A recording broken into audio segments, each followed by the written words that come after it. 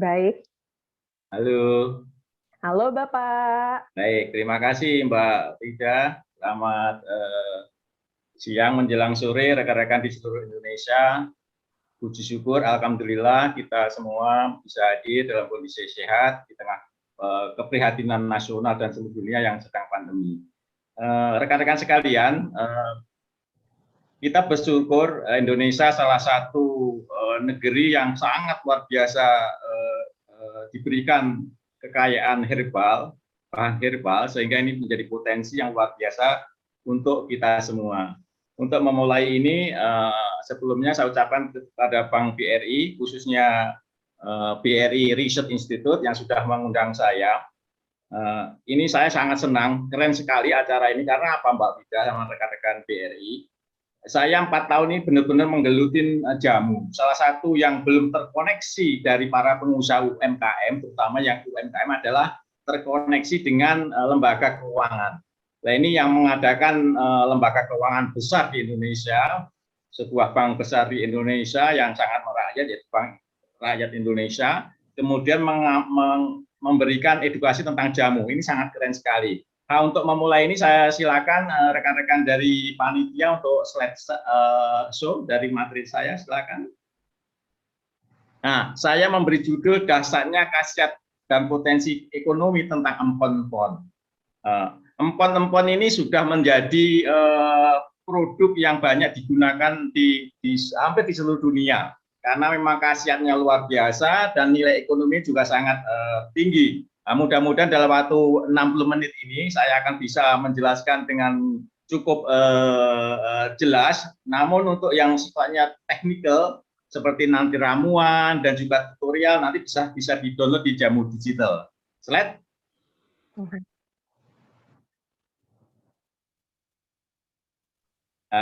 Target dari setelah ikut pelatihan ada 3. Yang pertama, mudah-mudahan rekan-rekan bisa memahami potensi jamu.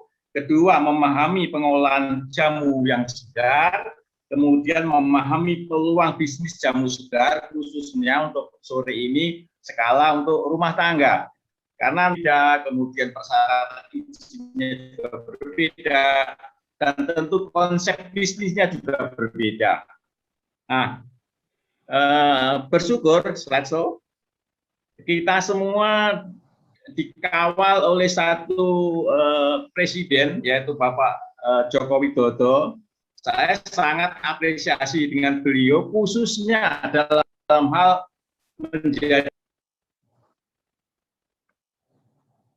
sudah puluhan tahun minum jamu. Tentunya ini satu cerita menarik bagaimana seorang kepala negara, presiden kita, Bapak Joko Widodo juga mengendorse, Pak Jokowi mengendorse jamu untuk diminum secara rutin bagi seluruh rakyat Indonesia.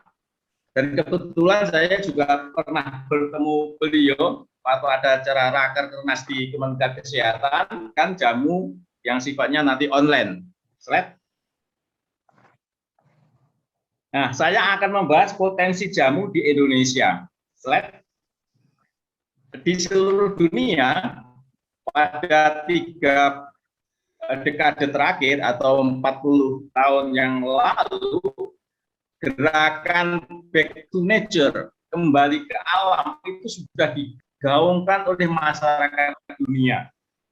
Sehingga obat bahan alam, atau di Indonesia dikenal dengan obat tradisional atau jamu. Jadi masyarakat dunia pun sudah sangat familiar dengan bahan alam ini.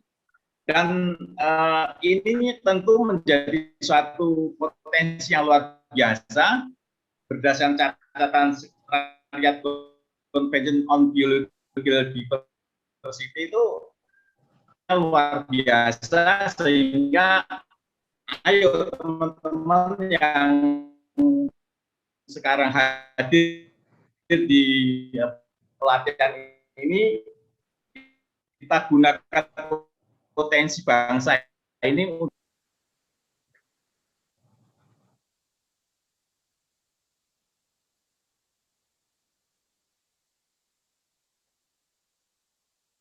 Baik. Di Indonesia sama.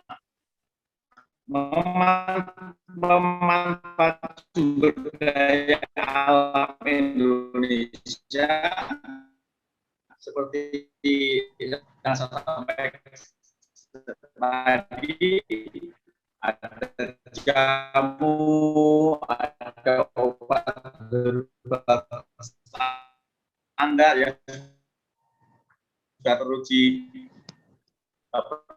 diklaim di BPJS atau masuk dalam sistem JKN. Kemudian yang keempat, mendorong dunia usaha di bidang obat tradisional untuk mengembangkan obat Indonesia.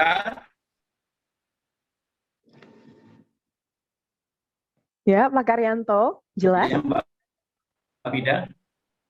Ini suaranya terputus.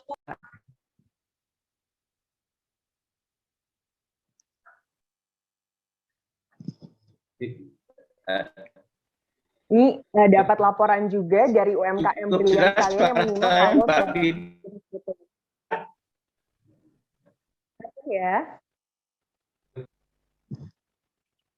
Atau mungkin Bapak bisa off cam terlebih dahulu, karena kita juga kan melihat slide show dari Bapak ya. Jadi biar di off cam terlebih dahulu, nanti suaranya lebih jelas. Baik, siap. Oke. Baik, dicoba Pak.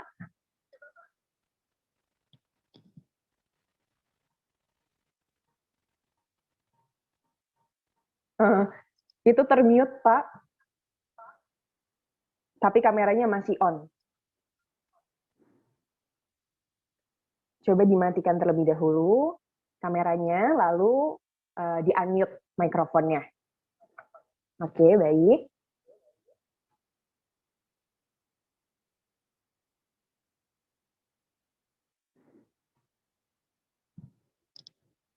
Masih kebalik nih, Pak. Minta panitia saya dibikinkan co-host sehingga nanti saya nggak mati sendiri. Cukup jelas Mbak Firda? Gimana Pak? Panitia tolong saya dijadikan co-host sehingga nanti kalau ini termute itu karena dari sistem sana saya nggak bisa masuk. Baik, siap. Baik. Apakah cukup jelas sekarang? Cukup jelas Pak. Baik, jadi di Indonesia sudah ada namanya strategi kebijaksanaan obat tradisional, itu dikeluarkan oleh Kementerian Kesehatan tahun 2007. Itu ada 4 manfaat yang harus kita gunakan, yaitu untuk menggalakkan pemanfaatan sumber daya alam di Indonesia, menjamin obat tradisional yang berkembang atau beredar di Indonesia aman, bermutu tinggi dan bermanfaat. Kemudian bagaimana obat tradisional ini juga didukung oleh data evidence base atau data uji ilmiah. Yang terakhir, bagaimana pengembangan dunia usaha di bidang obat tradisional bisa berkembang di negeri sendiri, tapi juga dapat diterima di negara ekspor. Kita bersyukur sudah banyak perusahaan Indonesia, perusahaan jamu maupun herbal sudah melakukan ekspor di berbagai negara. Slide. Bapak Ibu sekalian, slide. Untuk mendukung komitmen kami dalam usaha memberikan informasi terbaik tentang jamu, saya sudah beberapa kali berkunjung di beberapa negara. Saya pernah belajar Ayurveda di India. Selama 2 minggu saya belajar Ayurveda, belajar bagaimana pengobatan ala India, kemudian obat-obatan Ayurveda. Ternyata sebetulnya bahan bakunya kita jauh lebih hebat dibandingkan India. SDM kita juga nggak kalah hebat dengan mereka. Salah satu kelemahannya di India, Ayurveda atau obat pengobatan tradisi sudah masuk dalam sistem kesehatan, sementara kita belum. Kemudian di Kamboja produk obat herbal di Indonesia sudah banyak dipasarkan di beberapa apotek, bahkan juga dipakai atau dirasakan dokter di sejumlah rumah sakit di Kamboja. Kalau di Malaysia, saya menemukan hal yang unik di Malaysia. Di sana setiap toko obat itu dilengkapi dengan satu alat detektor, sehingga seperti alat seperti ATM itu, sehingga kalau ditempelkan produknya itu asli, muncul tanda kode dari negara Malaysia. Itu saya kira perlu dicontoh sehingga masyarakat dapat mendapatkan obat yang asli dan legal. di Manila sama seperti di Kambodia, bahwa di Manila juga banyak digunakan obat-obatan herbal Indonesia di rumah sakit maupun dipasarkan di jaringan apotek terbesar di Filipina, misalkan Mercury Drug. Itu produk herbal Indonesia sangat banyak dipasarkan di sana. Kemudian di Jepang, kita kenal bahwa mereka punya namanya pengobatan Kempo. Nah, saya pernah ke Hiroshima, mungkin 11 hari di sana. Di sana itu wisata herbalnya dikemas. Jadi satu saat saya satu hari itu diajak keliling satu di taman. Di situ dilakukan acara minum teh. Diajari bagaimana minumnya, bagaimana adatnya, kemudian apa manfaatnya. Nah, ini sebenarnya bisa dikemas menjadi wisata jamu di Indonesia. Slide. Kemudian di Arab Saudi, kita kenal negara ini tandus ya, tapi dia punya brand yang kuat yaitu Tibun Nabawi. Yang sangat diunggul adalah korma, kemudian diolah menjadi sari korma. Susu onta sangat kuat brandnya lah. Inilah di Indonesia perlu adanya branding jamu sehingga jamu Indonesia itu seperti apa mau di branding. Nah, ini tentunya menjadi kepentingan banyak pihak, termasuk juga kita-kita yang bergerak di bidang media. Slide. Potensi Indonesia, Bapak Ibu sekalian, itu ada 30.000 tanaman, spesies tanaman. Dari 30.000 itu, yang sudah terindikasi berkhasiat obat sejumlah 9.600. Yang dipakai untuk obat tradisional, untuk bahan baku hanya sekitar 300. Jadi potensinya masih sangat besar. Sehingga potensi ini bisa menjadi daya saing bangsa. Ada 3 cara untuk mengetahui potensi bahan alam Indonesia. Yang pertama, genetic resources. Apa itu genetic resources? Yaitu kekayaan bahan alam yang ada di Indonesia yang kita sebut mega biodiversitas. Itu luar biasa dampaknya. Kita nomor 2 di dunia setelah Brasil. Kemudian dari tradisional nyoklit, yaitu kearifan lokal atau local wisdom. Jadi kalau tadi saya lihat peserta dari Kalimantan itu banyak itu ramuan-ramuan dari Kalimantan yang formulanya unik-unik dan itu sudah sangat teruji secara empiris. Tadi saya lihat dari Jawa Timur, dari Madura, dari Sunda punya etnomedicine. Etnomedicine itu suatu kearifan lokal yang mengembangkan ramuan-ramuan apa sesuai dengan budaya lokal.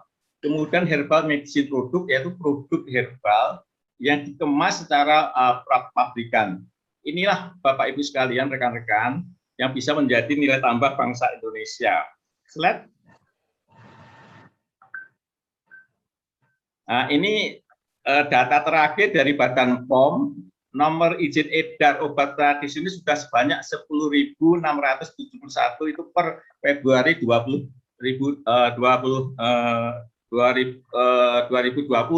Sehingga ke depan ini masih ada potensi yang luar biasa. Jadi kalau teman-teman yang hadir sore ini, yang hampir sudah 400 peserta ini, bisa menjadi pengusaha UMKM di bidang herbal di masing-masing daerahnya masing-masing.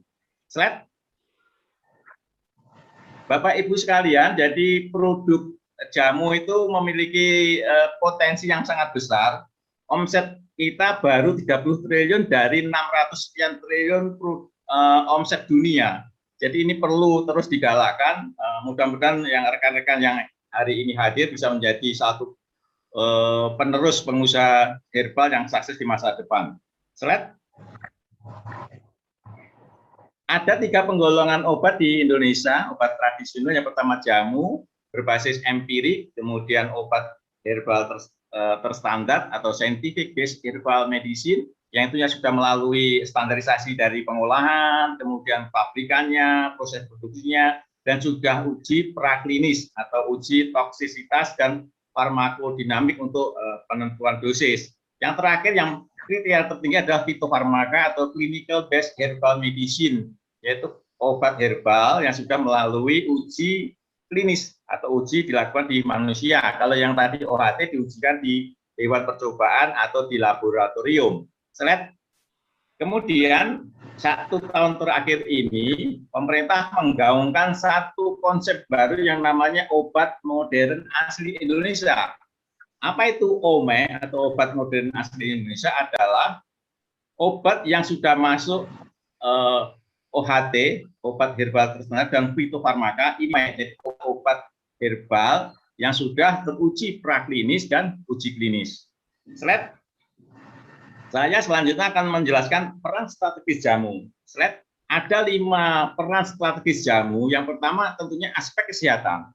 Jadi nenek moyang kita tuh dulu mendesain satu formula yang unik-unik dan sungguh kita kagum ya. Di era ratusan tahun yang lalu sudah ditemukan formula-formula obat herbal yang sangat-sangat canggih dari ukuran farmasis. Bukan saya sarjana farmasi.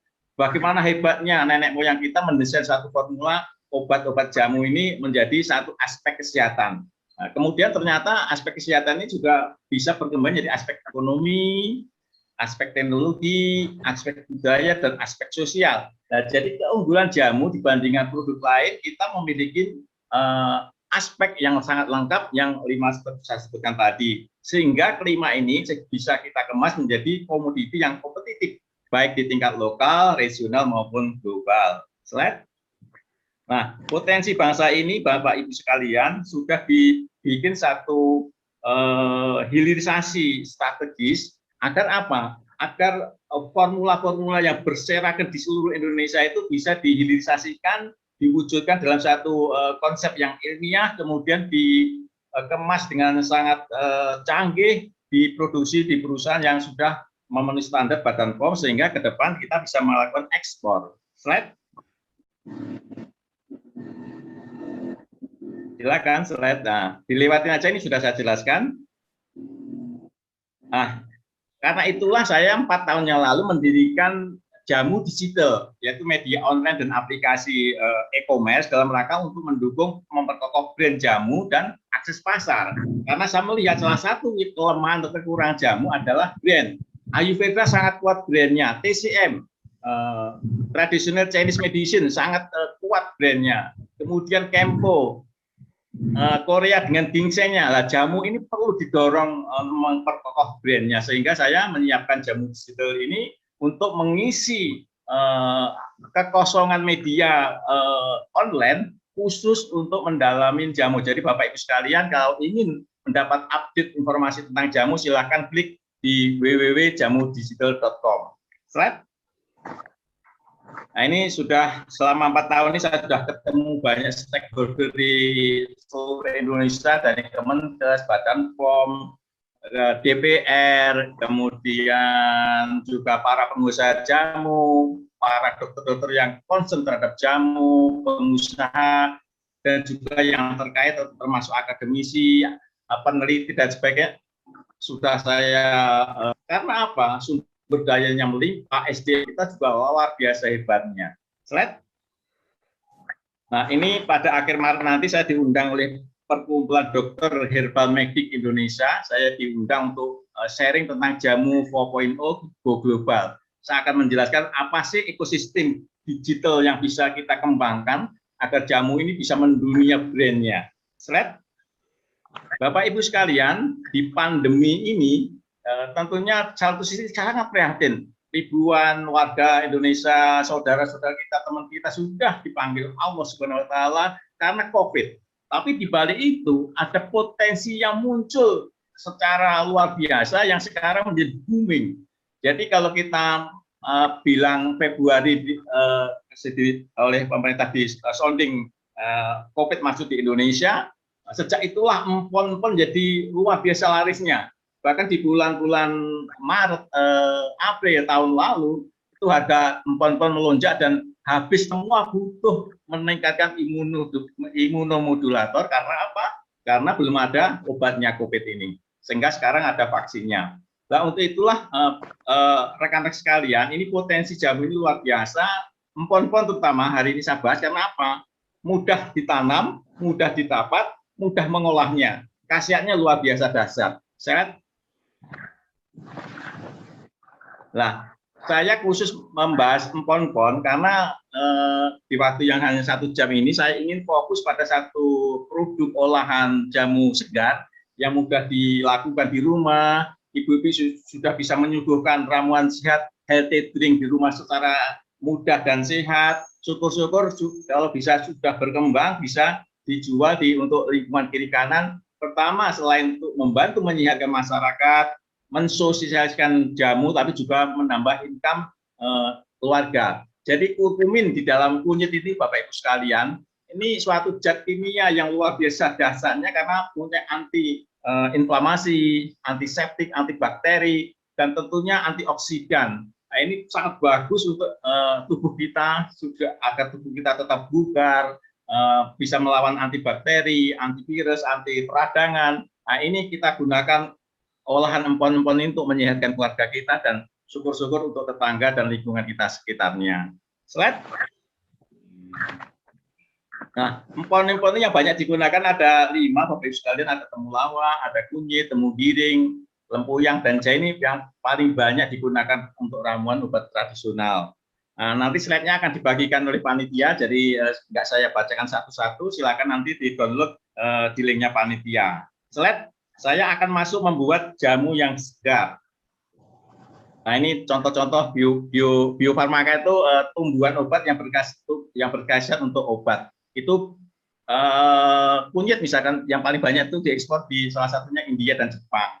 Jadi ini luar biasa nih kunyit ini. Misalkan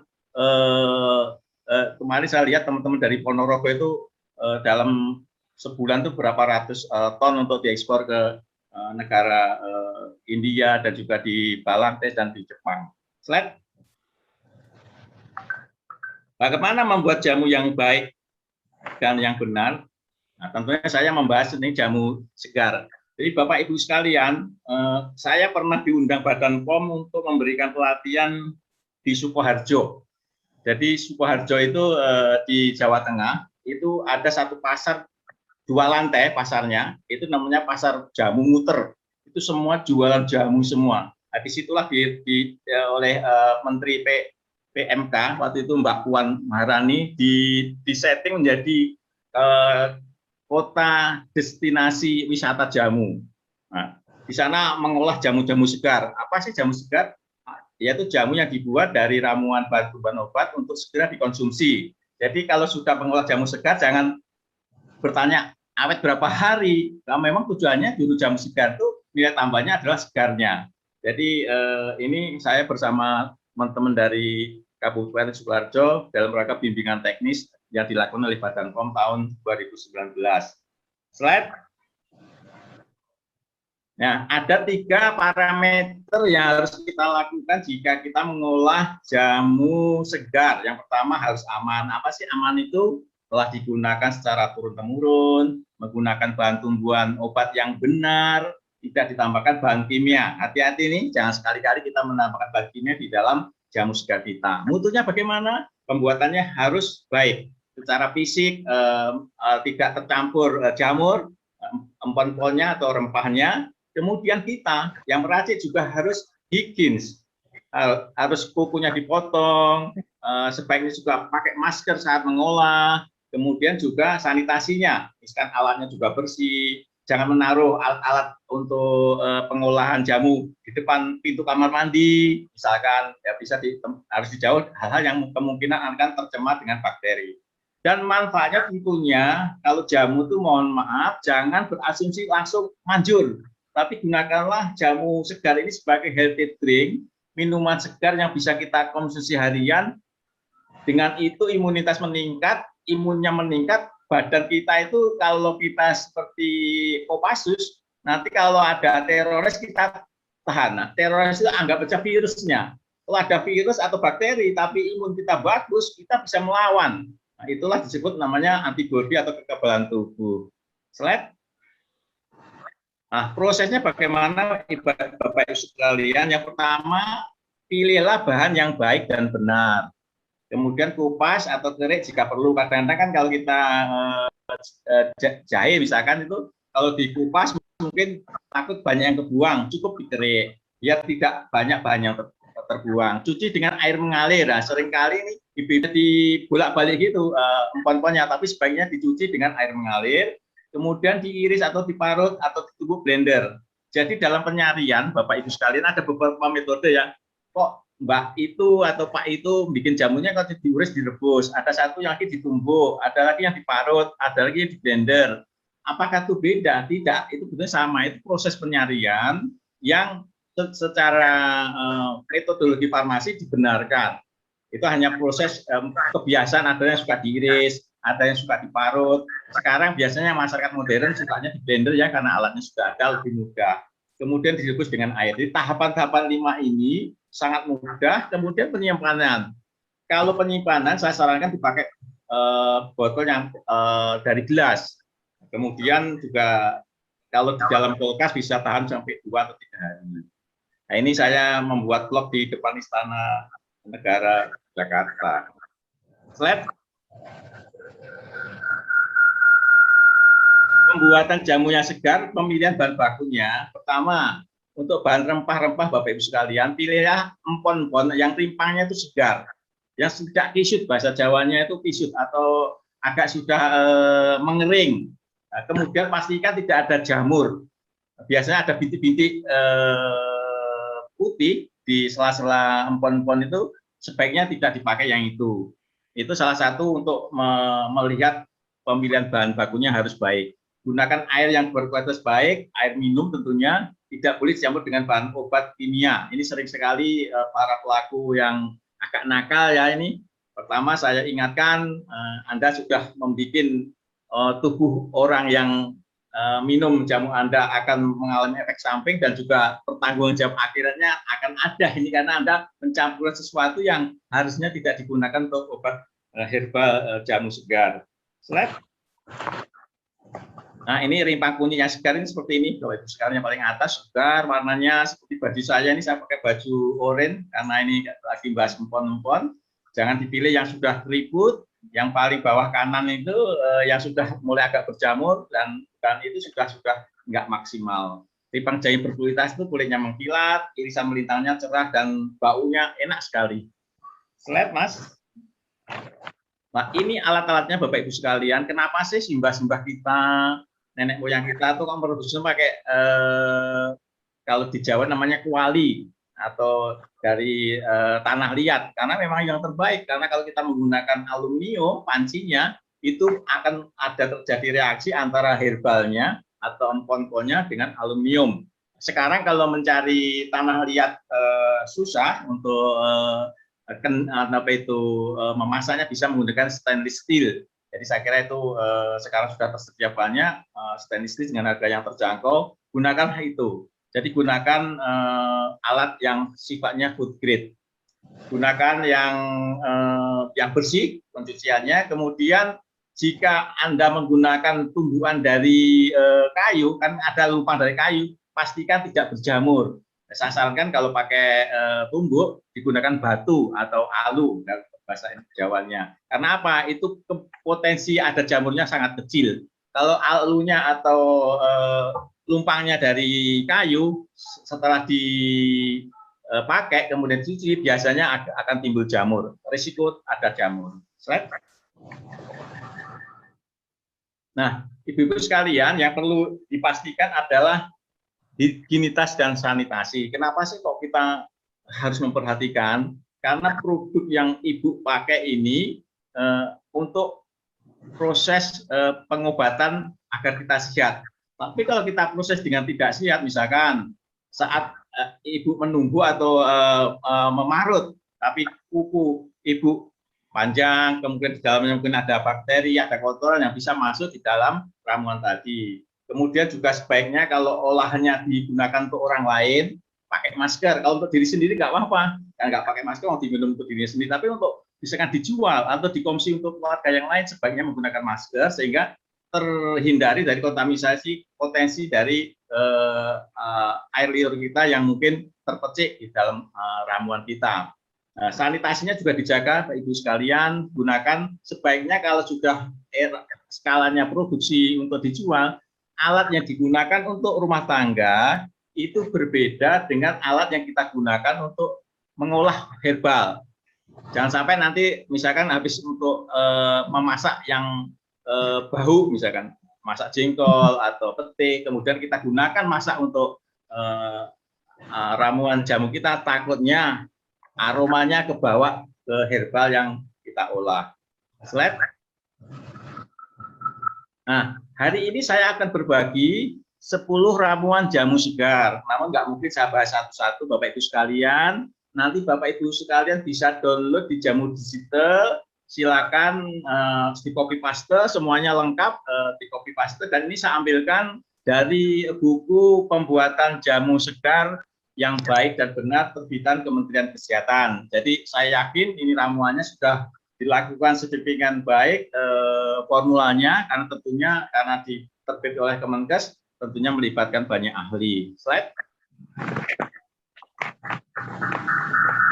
Nah, bagaimana mendownloadnya? Ibu bisa masuk di www.jamudigital.com, pilih menu download di kanan atas, kemudian pilih tutorial jamu segar. Nah, setelah Anda klik, nanti akan muncul ramuan jamu segar dan video tutorialnya. Silakan download, semuanya ada di situ, silakan pelajari. Nanti semisal ada kesulitan, ada pertanyaan, silakan nanti WA, panitia rencananya akan memberikan akses kontak WA kepada peserta. Silakan aja, nanti akan saya bantu sama tim untuk membantu solusi jika ada kesulitan dari Bapak Ibu sekalian. Slide. Nah, ini silakan rekan panitia diputarkan videonya. Ini sangat bagus sekali videonya karena sangat mudah diikuti, kemudian formulanya juga sangat mudah dijangkau di lingkungan sekitar kita. Silakan.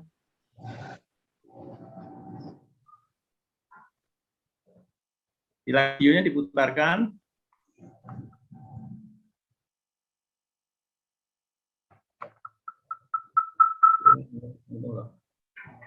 Oke.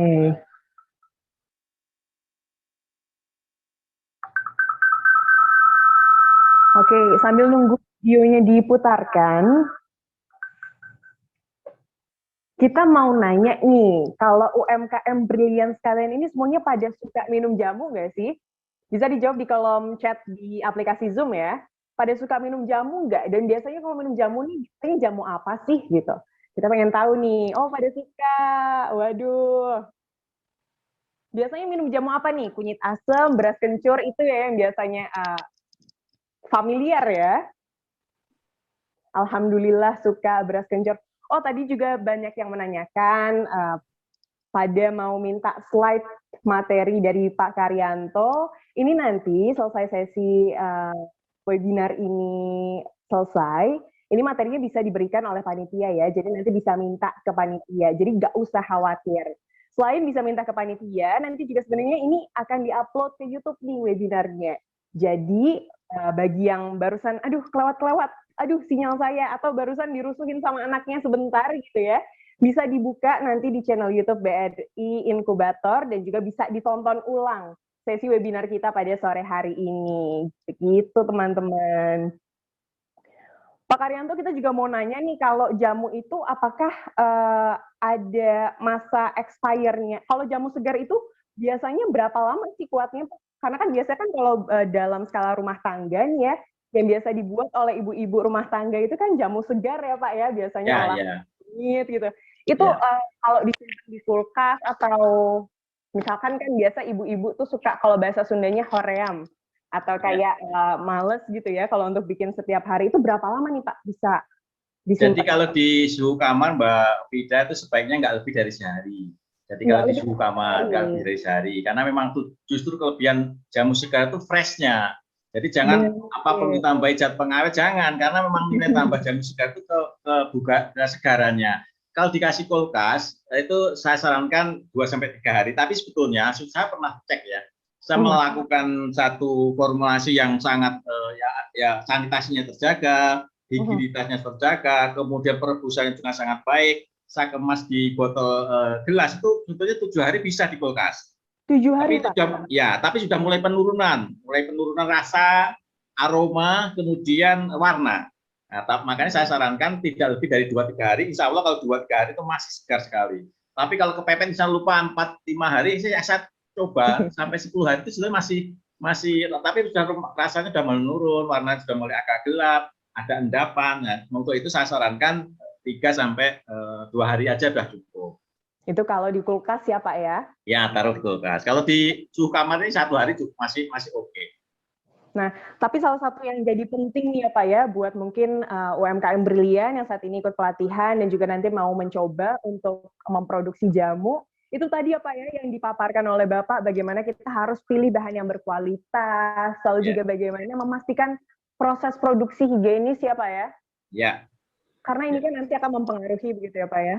Ya, karena penting apalagi kalau teman-teman sudah mulai bisnis, pertama kadang-kadang gini, saking semangatnya, ini udah di botol bagus, fotonya di lantai, terus di share. Mungkin orang, aduh mau tak minum kok bahan-bahannya ditaruh di lantai, jadi kan secara estetika nggak bagus. Nah makanya sahabat, teman-teman kan sekarang suka di-upload di media sosial nih, bener-bener kalau terapkanlah sanitasi higienitas seperti yang saya sampaikan tadi, nanti di tutorial ada, sehingga kalau dijual tuh orang sudah trust bahwa ini higien, sanitasinya juga bagus, sehingga nanti orang minum itu jadi nggak ragu. Karena kuncinya untuk minuman sehat itu harus diproses seperti tadi secara baik dan benar, Pak Fida. Potensi jamu kita, potensi minuman olahan rempah atau produk olahan rempah di Indonesia ini soalnya tinggi banget ya Pak ya. Tadi Bapak juga udah survei kemana-mana, ke mancanegara, dan melihat bahwa Indonesia ini sebenarnya jauh lebih unggul ya Pak ya dari sumber daya alam. Jangan sampai karena pengolahan yang salah gitu ya, ibu-ibu, bapak-bapak, akhirnya kita jadi kalah saing gitu kali ya Pak ya?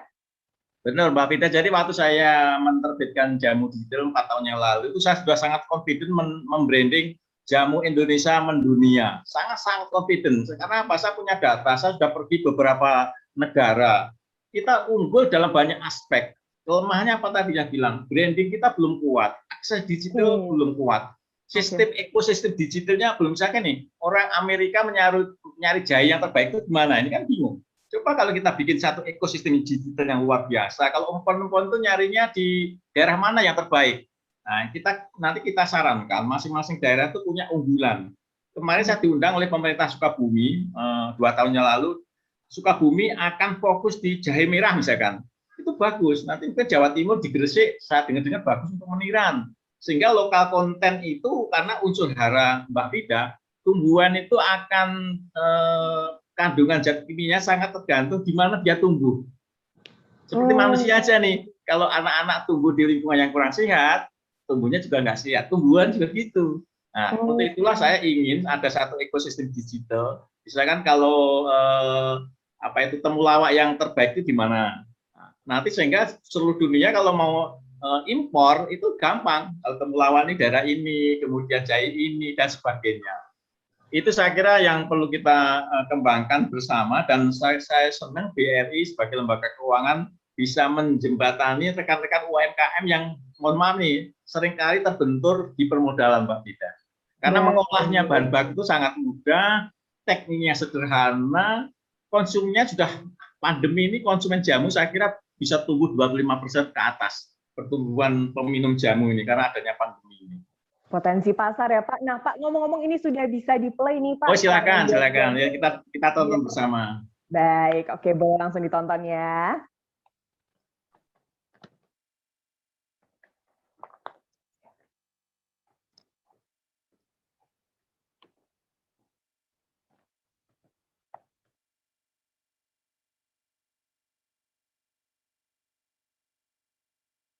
Ayo bikin jamu sendiri.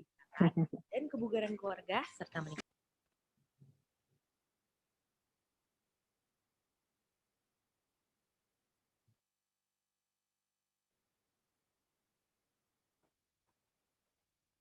Pertama, kenakan celemek bersih agar tidak mengotori pakaian.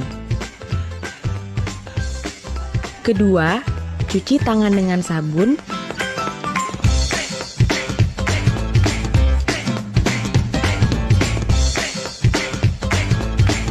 Dimulai dari depan hingga ke belakang. Sela-sela jari, buku-buku jari, kuku-kuku jari, jempol, dan pergelangan tangan. Ketiga, gunakan peralatan masak standar food grade. Keempat, rebus botol bersih dalam air mendidih selama 15 menit.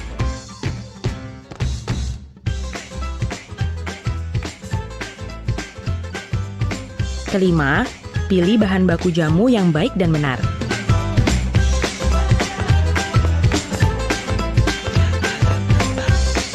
Siapkan 1 kg kencur segar, setengah kilogram gula aren, seperempat kilogram jahe segar, 1 sendok teh kapulaga, 1 sendok teh kembang lawang, 1 sendok teh serbuk kedawung sangrai, 3 lembar daun jeruk, 2 lembar daun pandan, garam secukupnya, gula putih secukupnya, 1 ons beras sangrai tumbuk halus, 3 liter air. Peras dengan air jahe dan kencur yang sudah ditumbuk halus.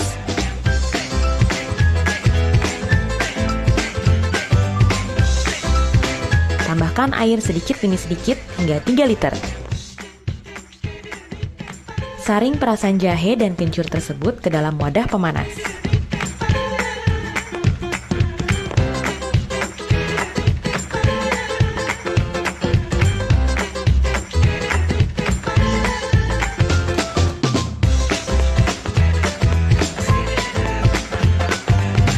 Kemudian, masukkan gula aren,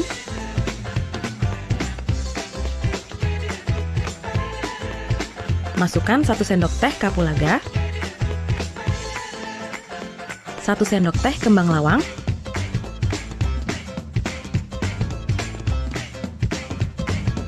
1 sendok teh serbuk kedawung sangrai,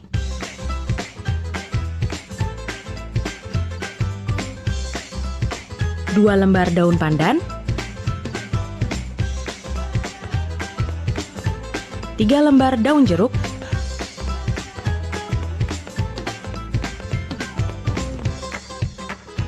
garam secukupnya, gula putih secukupnya,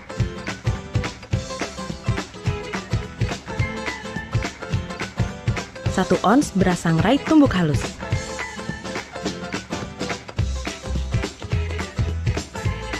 Lalu aduk hingga merata dan rebus hingga mendidih.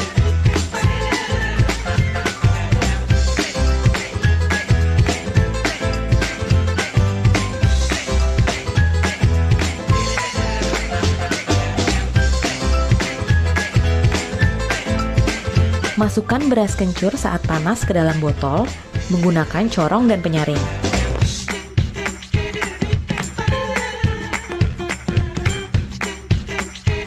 Manfaatnya, mengurangi pegal linu, meringankan masuk angin, flu, pilek, demam, dan batuk. Membantu meningkatkan stamina.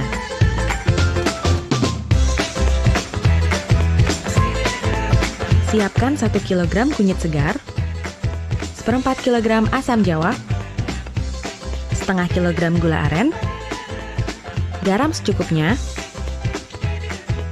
gula putih secukupnya, 3 liter air.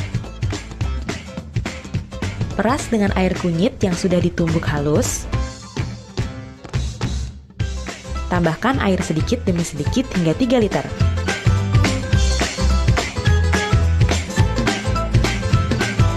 Saring perasan kunyit tersebut ke dalam wadah pemanas.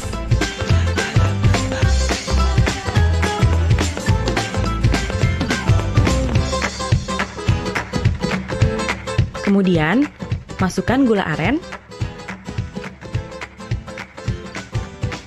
asam jawa,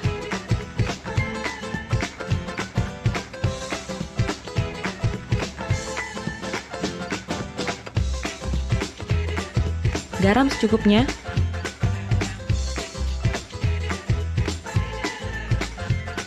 gula putih secukupnya,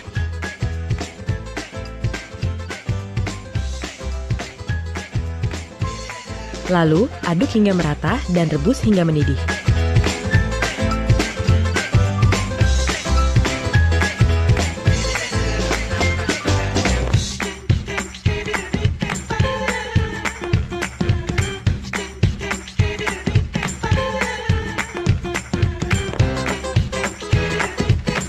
Masukkan kunyit asam saat panas ke dalam botol menggunakan corong dan penyaring.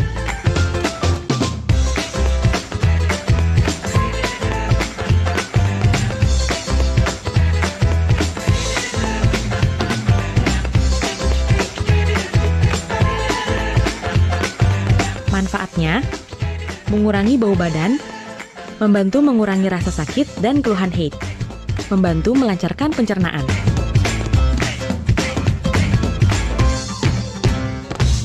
Siapkan 1/4 kg kayu secang, 1/4 kg jahe segar, setengah kilogram gula putih, 1 sendok makan kapulaga, 7 lembar daun jeruk, 7 lembar daun pandan, 1 batang kayu manis, garam secukupnya, 3 buah daun serai, 1 sendok makan kembang lawang, 3 liter air. Iris jahe segar, masukkan jahe,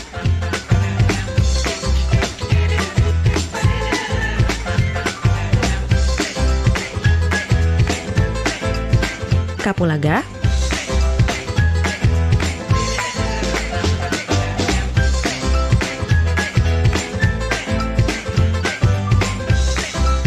daun pandan,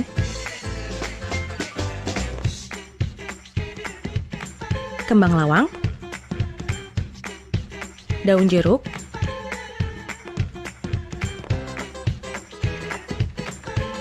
kayu manis, daun serai,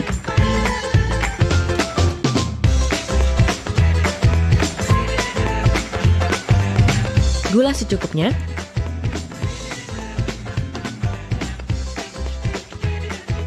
garam secukupnya,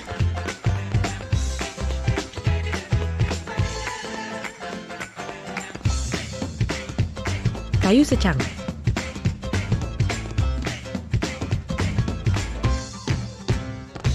lalu aduk hingga merata dan rebus hingga mendidih.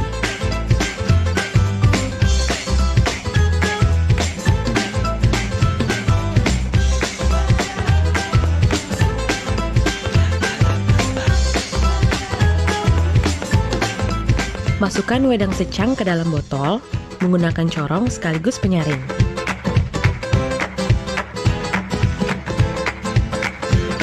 Manfaatnya, membantu menyegarkan badan, mengurangi pegal-pegal, masuk angin, dan kembung, membantu melancarkan peredaran darah. Sebaiknya jamu dikonsumsi segar setelah dimasak. Apabila tidak habis, dapat disimpan di kulkas untuk 2-3 hari. Yang sehat minum jamu, supaya tetap sehat.